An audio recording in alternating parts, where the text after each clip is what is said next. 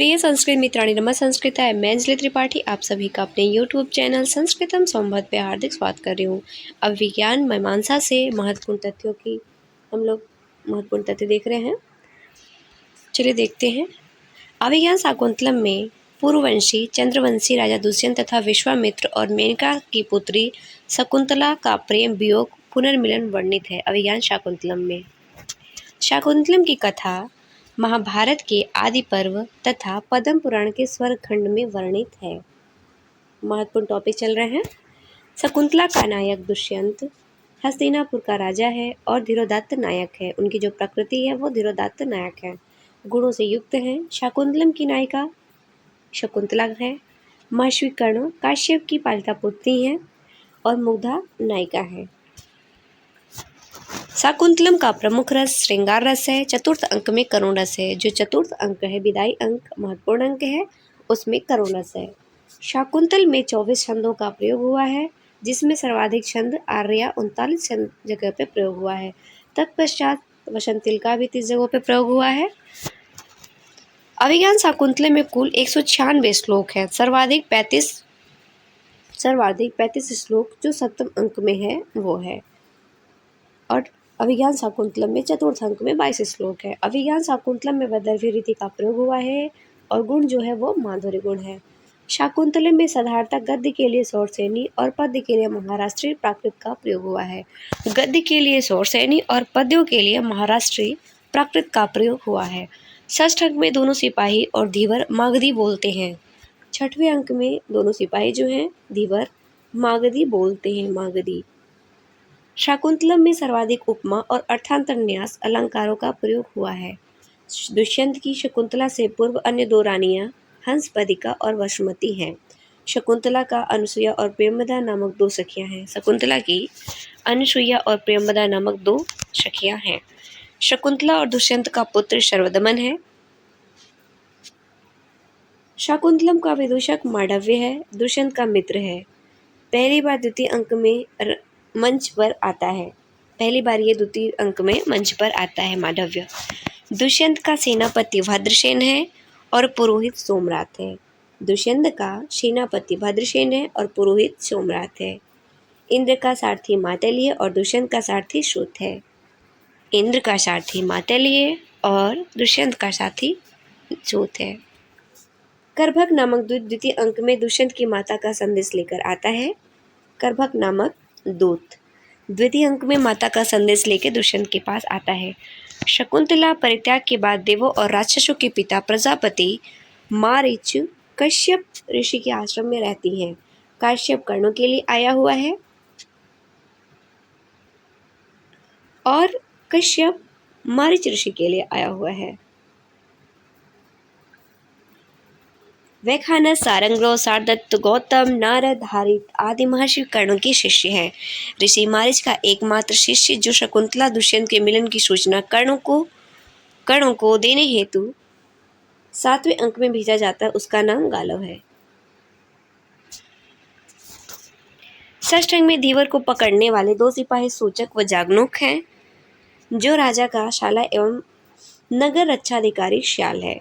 सूचक व जागनुक राजा का कंचुकी वातायन है।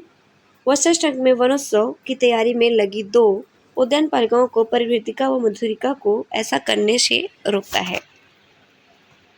बेत्रवती राजा की द्वारपालिका है। यवनी है, एक अन्य सेविका है।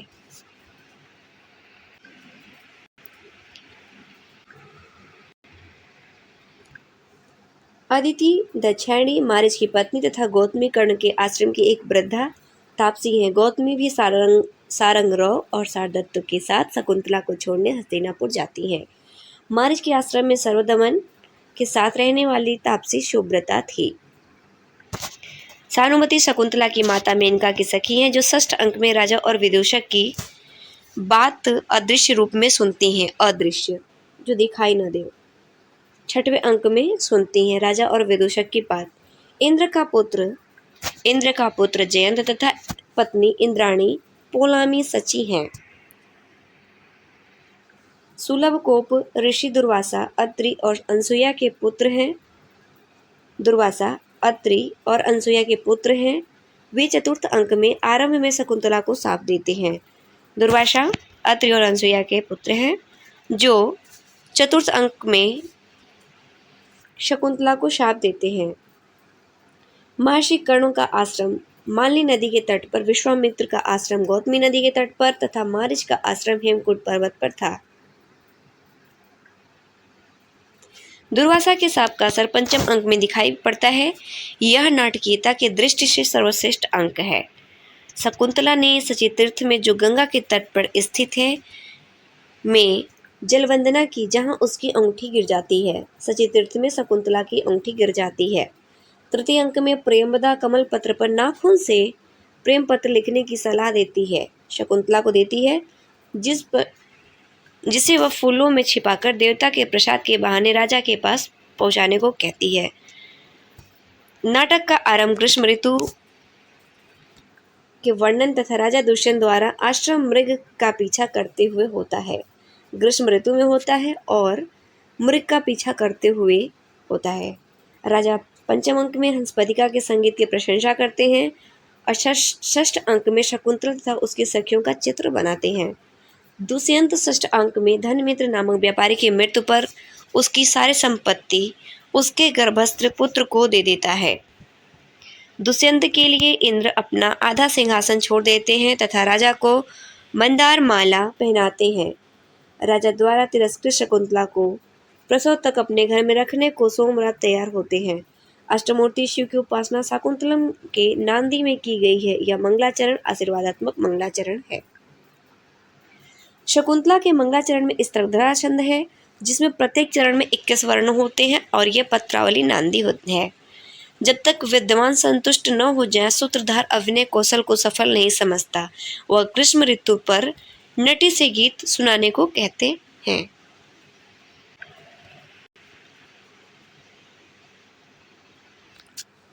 सूत्रधार आरंभ में एक छंद गाता है, सुभग सलिल। दूसरा उद्गाथा छंद में नटी गीत गाती है, इश दिश चुंबतानी। सूत प्रथम अंक के आरंभ में धनुष पर बाण चढ़ाए राजा की उपमा शिव से देता है। प्रथम अंक में वैखानस राजा को चक्रवर्ती पुत्र प्राप्त करने का आशीर्वाद देता है। समिधा लाने जाता हुआ वैखानस राजा को बताता है कि शकुंतला के प्रतिकूल भाग्य की शांति के लिए कर्ण शकुंतला पर अतिथि सत्कार का भार सौंप कर सोमतीर्थ गए हुए हैं। आश्रम में सरोवर का मार्ग वल्कलों के अग्रभाग से टपकते जल से रेखांकित है। राजा आश्रम में प्रवेश से पूर्व अपने आभूषण और धनुष सारथी सूत को देकर सादे वेश में प्रवेश करते हैं। आश्रम प्रवेश के समय राजा की दाहिनी भुजा फड़कती है, जो सुंदर स्त्री की प्राप्ति का सूचक है। आश्रम प्रवेश पर राजा वाटिका की दाहिनी ओर वृक्षों को सिंचन कर रही प्रियंवदा आदि बालिकाओं को देखता है। प्रियंवदा कहती है कि शकुंतला के समीप रहने पर वगुल मौलश्री का वृक्ष लता से युक्त लगता है। नौमालिका लता आम के वृक्ष से लिपटी है, जिसका नाम वनजोत्सना है। नौमालिका लता जो आम के वृक्ष पे लिपटी हुई है, उसका नाम वनजोत्सना है, जिसका नाम शकुंतला ने रखा हुआ है, वनजोत्सना। प्रियंवदा सप्तवर्ण वृक्ष की वेदी पर राजा को बैठने हेतु कहती है। अनुसुईया द्वारा परिचय पूछने पर राजा अपने को पूर्ववंशी राजा तथा नियुक्त धर्माधिकारी बताता है। शकुंतला के मन का वृत्तांत अनुसुईया राजा को बताती है। कौशिक विश्वामित्र गौतमी नदी के किनारे तपस्या कर रहे थे। प्रियंवदा को वृक्षों के सिंचन कर कारण बताकर शकुंतला को रोकती है। राजा अपनी अंगूठी देकर शकुंतला को ऋण मुक्त करना चाहता है। द्वितीय अंक का आरंभ खिन्न विदूषक के प्रवेश के साथ होता है, जो राजा की मृगया के व्यसन से दुखी हैं। द्वितीय अंक में सेनापति और विदूषक मृगया शिकार के गुण दोषों की चर्चा करते हैं। दुष्यंत शकुंतला के प्रति अपने प्रेम को विदूषक से कहता है और यही कहता है कहीं यह अंतःपुर में न बता दे, इसलिए उस बात को हंसी में ही कई बात कहता है। करभक संदेश लाता है कि चौथे दिन महारानी दुष्यंत की माता के व्रत जुतपुत्रिका जुतुवा व्रत का पारण है। राजा अपने स्थान पर विदूषक को भेज देता है। उनकी माता बुलाती हैं जो मृत्तिका व्रत का पारण है, तो दुष्यंत को बुलाया जाए तो राजा अपनी जगह पे विदूषक को भेज देते हैं। तृतीय अंक का आरंभ शिष्य के प्रवेश से होती है, जो शकुंतला के अस्वस्थ होने की खबर प्रियंवदा से प्राप्त होने का अभिनय करता है। तृतीय अंक का आरंभ विस्कंभक से होता है। तृतीय अंक में दुष्यंत के शकुंतला के समीप उपस्थित होने पर दोनों सखियां मृग शावक को उसकी मां से मिलाने के बहाने से हट जाती हैं। दुष्यंत तृतीय अंक में शकुंतला से गांधर्व विवाह करता है। यह विवाह केवल क्षत्रियों के लिए ही स्वीकृत है। यह विवाह सिर्फ क्षत्रियों के लिए स्वीकृत था। गौतमी दोनों सखियों के साथ शकुंतला का स्वास्थ्य जानने आती हैं। चतुर्थ अंक का आरंभ पुष्प चुनती हुई दो सखियों से होता है, प्रियमंदा और अनुसुईया से के प्रवेश के साथ होता है। अनुसुईया शकुंतला के भाग्य देवता के पूजन के लिए अधिक फूल तोड़ने को कहती हैं। साप देकर जाते हुए दुर्वासा को मनाने प्रियंवदा जाती हैं। अनुसुईया के कहने पर दुर्वासा को मनाने के लिए प्रियंवदा जाती हैं। अनुसुईया के कहने पर शकुंतला कुटिया के द्वार पर बाएं हाथ पर मुंह रखकर चित्रलिखित सी बैठी हैं। बाएं हाथ मुंह पे रख के बैठी हुई हैं। उन्हें कोई होश चेत नहीं रहता है, इतनी वो खोई रहती हैं। सांप का वृत्तांत केवल अनुसुईया और प्रियंवदा को ज्ञात रहता है। चौथे अंक का आरंभ शुद्ध विस्कंभक के साथ होता है। विस्कंभक के पश्चात सोकर उठे शिष्य का प्रवेश मंच पर होता है, जो काश्यप के आदेशानुसार कितनी रात शेष है यह जानने के लिए बाहर आ जाता है। कण्व ऋषि उन्हें पूछते हैं, शिष्य को बोलते हैं कि जाके देख के आओ कि अभी कितना शेष रात बचा हुआ है। तो वह शिष्य बाहर आता है देखने को कितना अभी बचा है समय। शकुंतला सुखपूर्वक सोई की नहीं है जानने के लिए गए हुए प्रियंवदा यह समाचार लाती है कि कर्ण ने शकुंतला के विवाह की अनुमति दे दी है। शकुंतला गर्भिणी है। यह समाचार कर्णों को अशरीरधारी छंदोमय वाणी ने यज्ञशाला में प्रविष्ट होने पर दिया। इस घटना को प्रियंवदा अनुसुईया से कहती है कि कर्णों को पता हो गया है कि शकुंतला का विवाह हो चुका है और उन्होंने स्वीकृति भी दे दी है। अनुसुईया शकुंतला की विदाई हेतु नारियल के डिब्बे में वकुल, मौलश्री की माला, केसर, आम की डाल पर लटका कर रखती है। अनुसुईया शकुंतला की विदाई के अवसर पर गोरचन, तीर्थों की मिट्टी, दूब के अग्रभाग आदि वस्तुएं इकट्ठा करती है, क्योंकि वन में यही सारी चीजें रहती हैं देने हेतु। स्वास्थ्य वाचन के समय तीन तापसियां शकुंतला को आशीर्वाद देती हैं। पहली तापसी महादेवी शब्द प्राप्त करने, दूसरी वीर पुत्र प्राप्त करने और तीसरी पति से अधिक सम्मान प्राप्त करने का आशीर्वाद देती है।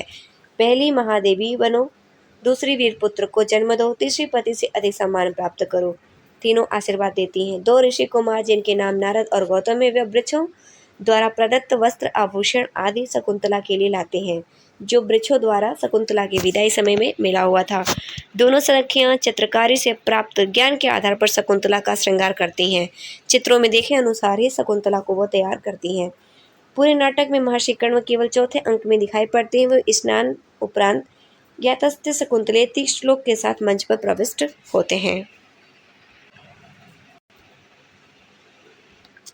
चतुर्थ अंक में 22 श्लोकों में 14 श्लोक महर्षि कण्व के कहे होते हैं। चौथे अंक के प्रसिद्ध 4 श्लोक भी महर्षि कण्व द्वारा कहे गए हैं। ययाति चंद्रवंश के संस्थापक राजाओं में थे, जिनकी देवयानी और शर्मिष्ठा नाम की 2 पत्नियां थीं। देवयानी और शर्मिष्ठा ययाति की 2 पत्नियां थीं। देवयानी दानवों के गुरु शुक्राचार्य की पुत्री और ययाति की विवाहिता पत्नी थी। दानवों के राजा विश्वपर्वा की पुत्री शर्मिष्ठा देवयानी की सेविका के रूप में आई थी। ययाति ने उससे गांधर्व विवाह कर लिया। ययाति के 5 पुत्रों में से शर्मिष्ठा का पुत्र पुरु भी था, जिसने शुक्राचार्य के शाप से वृद्ध हुए ययाति के वृद्धावस्था अपने ऊपर ले लिया था। अग्निवेदी की परिक्रमा करते हुए कण्व ऋग्वैदिक छंद त्रिष्टुप में शकुंतला को आशीर्वाद दिया। त्रिष्टुप के प्रत्येक चरण में 11 वर्ण होते हैं, 4 या 5 वर्ण पर यति होती है। वृक्षों के प्रथम पुष्पोद्गम के समय शकुंतला आश्रम में उत्सव मनाती थी। जब वृक्ष से पुष्प पहले निकलते थे तो शकुंतला आश्रम में उत्सव मनाती थी, जैसे हम लोग बर्थडे पार्टी वगैरह मनाते हैं। वृक्षों से कर्ण द्वारा शकुंतला के जाने हेतु आज्ञा मांगने पर कोयल की आवाज में आज्ञा प्रदान करते हैं। वृक्षों से कर्ण द्वारा शकुंतला के जाने हेतु आज्ञा मांगने पर कोयल की आवाज में प्रदान करते हैं। वृक्षों ने शकुंतला को कोयल की आवाज में जाने की आज्ञा दे दी है। इस बात की कर्ण अपर वक्तृ छंद में पुष्टि करते हैं। आकाशवाणी के द्वारा शकुंतला यात्रा की जो मंगल कामना की हुई है, शाकुंतलम की मंद नांदी है। जाती हुई शकुंतला अपनी लता बहन बनजोशना से गले मिलकर विदाई लेती है, जो आम्रविष से लिपटी है।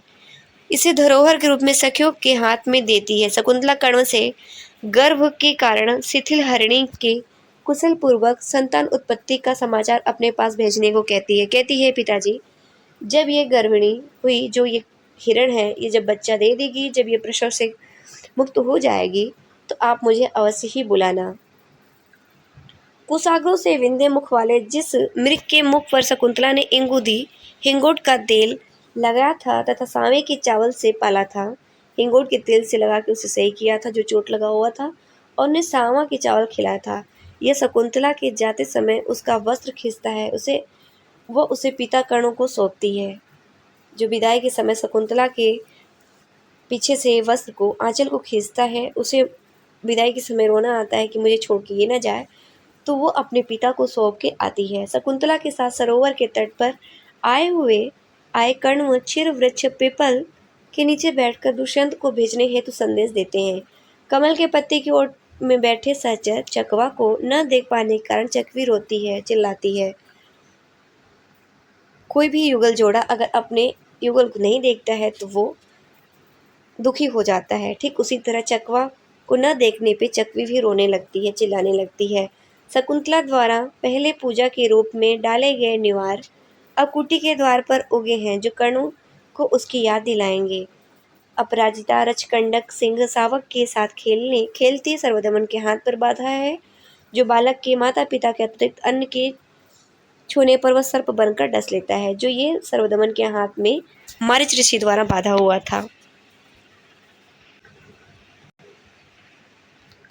षष्ठ अंक में इंद्र सारथी मातल राजा में क्रोध या वीरता को जगाने के लिए विदूषक पर आक्रमण करता है। मातल विदूषक पर आक्रमण करे उससे मेघ प्रतिछंद नामक महल की ऊपरी मंजिल पर ले जाता है। राजा उस पर आक्रमण हेतु यवनी नामक परिचायिका से धनुष मंगाता है। मातली राजा के समक्ष प्रकट होकर राजा को देवासुर संग्राम में इंद्र के सहायतार्थ चलने हेतु निवेदन करता है। कालनेमी वंशज दुर्जय ने इंद्र पर आक्रमण किया, जिसे केवल दुष्यंत मार सकता था और कोई नहीं मार सकता था। राजा दुष्यंत के मंत्री पिशुन हैं, जिन पर वह देवासुर संग्राम में जाते हुए राज्यभार सौंपता है। विदूषक से यह बात उन्हें बताने के लिए कहता है। हेमकूट किन्नरों का पर्वत है, जहाँ प्रजापति मारिच रहते हैं। जब मातल राजा के आगमन की सूचना मारिच को देने जाता है, तब राजा अशोक के वृक्ष के नीचे बैठता है। जातकर्म 16 संस्कारों में चौथा संस्कार है, जिस पर सर्वदमन के हाथ पर अपराजिता नामक रक्षा सूत्र बांधा गया था। मारिच वस्त चिरंजीव पृथ्वीम पालय आशीर्वाद राजा को देते हैं तथा दुर्वासा साप का वृत्तांत दोनों को बताते हैं। अदृश्य तेजोमय मूर्ति के रूप में मेनका अप्सरा तीर्थ से शकुंतला को लेकर दाक्षायणी मारिच पत्नी के पास गई।